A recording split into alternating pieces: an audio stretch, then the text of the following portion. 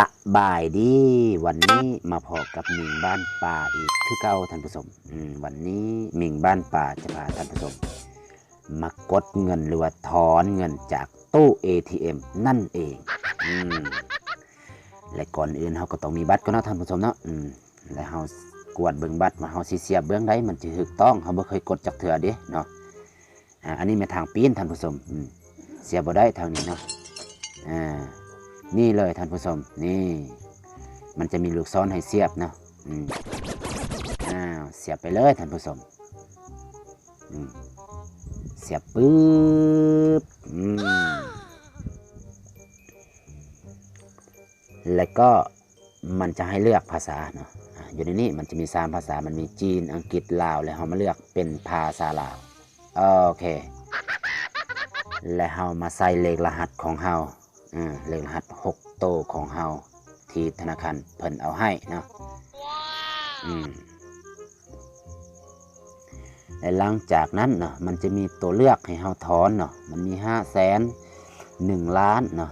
1,500,000 700,000 200,000เนาะมันมีตัวเลือกให้เรากดอยู่ในนี้เนาะแต่ว่าสมมุติว่าเราบ่ต้องการอยู่ในนี้เนาะบ่มีอยู่ในตัวเลือกในเราต้องการว่าซั่นๆเนาะแล้วถ่ายคลิปสิสอนอีกวิธีนึงท่านผู้ชมตัวนี้เรามาสอนวิธีมีตัวเลือกก่อนเนาะสมมุติว่า200,000เราต้องการกดไปเลยท่านผู้ชมปึ๊บแล้วก็มันจะถามเราว่าท่านต้องการใบบินหรือบ่ต้องการก็กดไปสมมติว่าเราต้องการเนาะกดต้องการเลยถ้าคราวนึงท่านผู้ชมนี่เงินออกมาแล้ว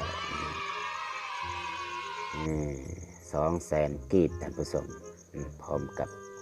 ใบบิน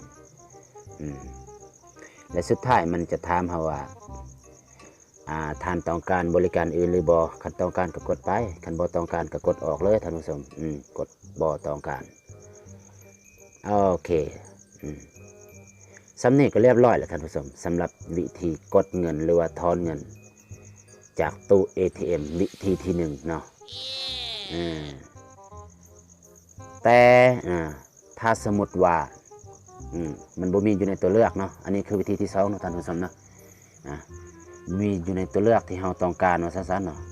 แล้วเรามาเสียบบัตรอีกคือเก่าท่านผู้ชมเสียบปึ๊บแล้วก็เรามาเลือกภาษาเลือกภาษาลาวคือเก่าแหละท่านผู้ชมกดไปเลยปึ๊บแล้วก็เรามาใส่เลขรหัส6โตวของเราเนาะตัวนี้ก็คือเก่าหั่นแหละก็ได้นะใส่ไปเลยท่านผู้ชมหลังจากนั้นมันจะมีตัวเลือกให้เราถอนเนาะแต่ว่าสมมติว่าเราบ่ต้องการอยู่ในตัวเลือกว่าซั่นๆนะท่านผู้ชมนะคือได้เว้าอยู่ในวิธีที่1หั่นเนาะตัวอย่างว่าเราต้องการ50,000 100,000เราต้องการมันบ่มีอยู่ในนี้เนาะแล้วเรามาเลือกที่ถอนเงินเลือกวันสิกดไปเลยปึ๊บนี่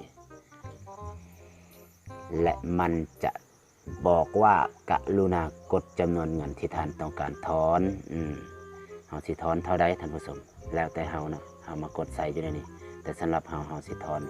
500,000บ่แม่น50,000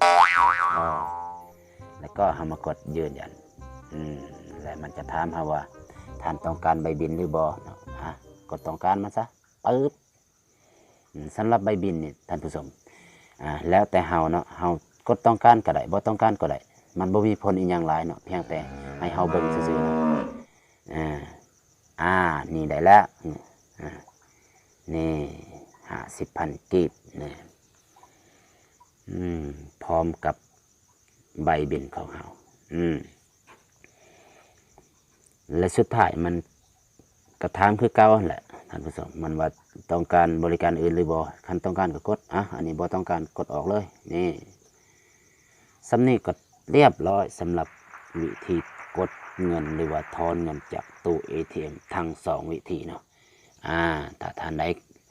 คิดว่ามีผลประโยชน์ต่อท่านเนาะก็อย่าลืมกดไลค์กดแชร์กดติดตามแล้วก็กดกระดิ่งให้เฮาในเด้อเพื่อบ่ให้ท่านพลาดในคลิปต่อๆไป